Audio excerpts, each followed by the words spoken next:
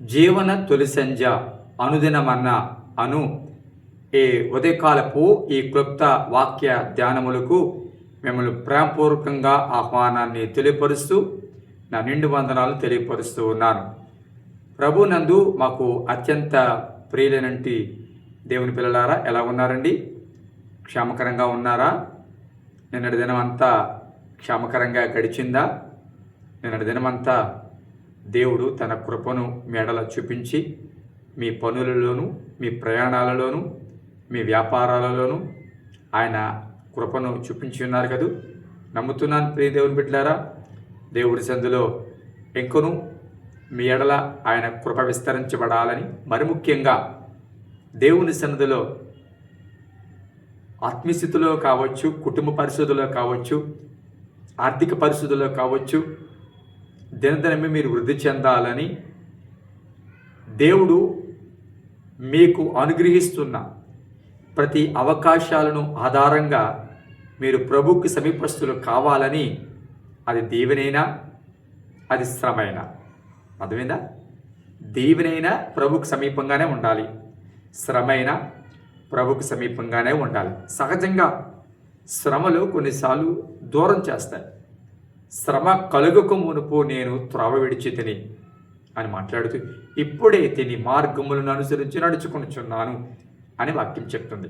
ప్రియదేవుని బిడ్డలారా, కాబట్టి నిన్నటి దినాన్ని మరి ఈ లెంట్ డేస్ ప్రారంభమయ్యాయి. ఈ లెంట్ డేస్ను అనుసరించేవారు నిన్నటి దినం నుంచి మరి ప్రారంభించడం జరిగింది. నిన్నటి దినాన్ని భస్మ బుధవారం అని ప్రారంభించిన పరిస్థితులు మనకు కనబడుతూ ఉన్నాయి. అయితే ప్రియ బిడ్డలారా, లెంట్ డేస్ చెయ్యాలా వద్దా? ఇది వాక్యానుసారము కాదా? లేకపోతే చేస్తే ఎలాగూ చెయ్యాలి? ఈ విషయాలన్నీ నేను చెప్పడానికి నాకు సమయము సరిపోదు. కానీ యూట్యూబ్లో ఇప్పటికే చాలా వీడియోస్ చెయ్యాలా వద్దా, చేస్తే ఎలా చేయాలి, అసలు ఈ లెంట్ డేస్ రావడానికి గల కారణము, దాని చరిత్ర ఇప్పటికే చాలా వీడియోస్ వచ్చాయి. అవన్నీ నేను మరలా మీకు చెప్పాలని నేను అనుకోవడం లేదు. కానీ ఉద్దేశము, నువ్వు చేసే ఉద్దేశము ఎటువంటిదైతే నీ ఉద్దేశం మంచిది, ముఖ్యంగా ఆత్మీయంగా అది నీ ఆత్మీయ జీవితానికి బలపరచబడేదైతే, లేకపోతే నీ ఆత్మీయ జీవితానికి ప్రయోజనకరమైనది, నీవు దేవుడికి సమీపస్తులుగా చేసేది అని అనుకున్నప్పుడు తప్పకుండా అది ఒక క్రమ పద్ధతిలో చక్కగా ఆచారంగా కాకుండా, ఆచారంగా పాటిస్తే ప్రయోజనం ఉండదండి. భక్తి ఆచారంగా చేసేది ఇతరులు, కానీ భక్తిని క్రియారూపకంగా చేసేది క్రైస్తవుడు. కాబట్టి ఆచారంగా చేసేది ఏదైనా, నువ్వు ఉపవాసం ఉంటావు, ఆ ఉపవాసం కూడా ఆచారప్రదంగా చేస్తే దానివల్ల ప్రయోజనం లేదు. ఆదివారం గుడికి ఆచారప్రదంగా వస్తే ప్రయోజనం లేదు. నువ్వు మోకరించడం కూడా ఆచారప్రదంగా మోకరిస్తే దానివల్ల ప్రయోజనం లేదు. ఎందుకంటే ఆచారప్రదంగా నువ్వు ఏం చేసినా అది ప్రయోజనం ఉండదు. నువ్వు చేసే భక్తి, నువ్వు మందిరానికి వెళ్ళడం, ఇవన్నీ కూడా ఆ దేవుని సందులో దేవునికి ఇష్టలుగా, లేకపోతే దేవునికి సమీపస్తులుగా, లేకపోతే భారభరితమైన బాధ్యత కలిగిన మనస్సుతో, అది మార్పు చెందిన హృదయంతో, భయభక్తులతో చేస్తే అది నీకు ప్రయోజనం. ఇప్పుడు దేవుని పెట్టారా, మరి నిన్నటి దినాన్ని భస్మ బుధవారం అని ప్రారంభించడం జరిగింది. బూడిద బుధవారం, దాని అర్థం బూడిద బుధవారం.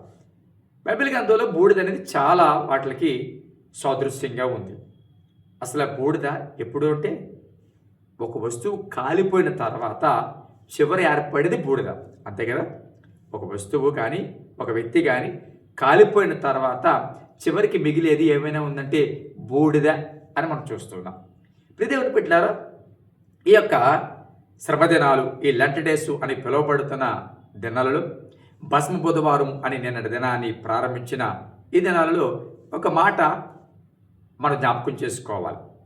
ఈ యొక్క శ్రమదినాలు మన ఆత్మీయ జీవితంలో ఏదైతే దేవునికి ఇష్టము కానివి ఉన్నాయో, దేవుడికి నచ్చనివి ఇంకా పాటిస్తున్నామో, లేకపోతే ఇంకా శరీర సంబంధమైన వాటిని, ఇంకా లోక సంబంధమైన వాటిని, ఇంకా విడిచిపెట్టని రహస్య పాపాలు, లేకపోతే ఇంకా మారని మనస్తత్వాలు, లేకపోతే దేవునికి మనకి మధ్య ఆయాసకరము ఏదైతే ఉన్నాయో అవన్నీ ఈ కూడికల ద్వారా, ఈ ప్రార్థనల ద్వారా కాలిపోవాలి, కాలి బూడిదైపోవాలి. అవునే ప్రియత, నిజమే.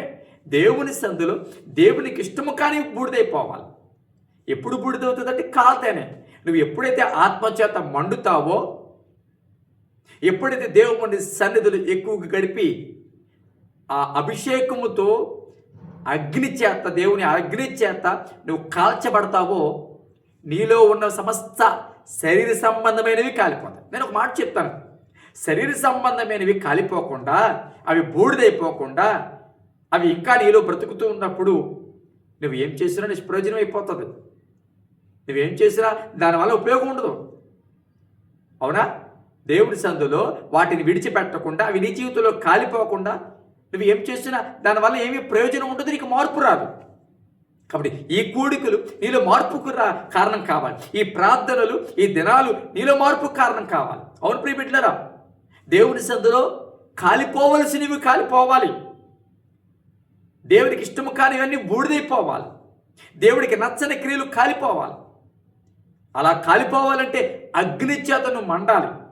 దేవుని యొక్క అభిషేకం చేత నువ్వు ముందుకు వెళితే ఈ కూడికల ద్వారా, ఈ ప్రార్థనల ద్వారా, ఈ 40 రోజుల ప్రార్థనల ద్వారా నేనంటాను, దేవుని సన్నిధిలో సమస్త దుష్టత్వం, కోపము, అసూయ, ఈర్ష్య, శరీర క్రియలు, శరీర సంబంధమైన ఆలోచనలు ఇవన్నీ కూడా కాలిపోతే నువ్వు దేవుని సన్నిధిలో ఇష్టడిగా మారుతావు. అవును ప్రియ బిడ్డలారా, ఏదో ఆచారంగా ఏదో అందరూ చేస్తున్నారని నువ్వు చేస్తే కాలిపోవలసినవి కాలిపోకుండా వాటిని బ్రతకనిస్తే ఏం ప్రయోజనం? కాబట్టి మాటలు వింటున్నా దేవుని బిడ్డలారా, ఈ కూడికల ద్వారా నీలో మార్పు రావాలి. ఈ 40 దినాలు నువ్వు చేస్తున్నావో, ఎన్ని దినాలు చేస్తున్నావో నాకు తెలియదు, కానీ మా సంఘములో అయితే 30 దినాలు ఆధ్యాత్మిక విడుదల కూడికలు జరుగుతాయి. మార్చి 2వ తారీఖు నుంచి 31వ తారీఖు వరకు దేవుని మహాకృపను బట్టి ప్రతి సంవత్సరము ఆధ్యాత్మికంగా బలపరచబడడం కోసము ఈ కూడికలు ఏర్పాటు చేయబోతున్నాయి. చాలామంది మరి ఈ కూడికల ద్వారా బలపరచబడుతున్నారు. సో దేవుని సదువు ఈ కూడికల ద్వారా మనలో మార్పు వచ్చి మనకు దేవునికి ఇష్టమైన బలిగా, దేవుడికి నచ్చినట్టుగా మారితే చాలు, అదే సంతోషం. కాబట్టి దేవుని సదువులో ఈ మాటలు వింటున్న ప్రియ బిడ్డలారా, బూడిదవ్వాల్సినవి ఈ కూడికల ద్వారా బూడిదైపోవాలి. దేవుడికి నచ్చినవన్నీ బూడిదైపోవాలి, కాలిపోవాలి, సమస్తమును కాలిపోవాలి. నువ్వు దేవుని సదువులు ఇష్టడిగా మారాలి. ప్రార్థన చేద్దామా? పరిశుద్ధమైన తండ్రి, నీ పరిశుద్ధ నామానికి స్తోత్రం.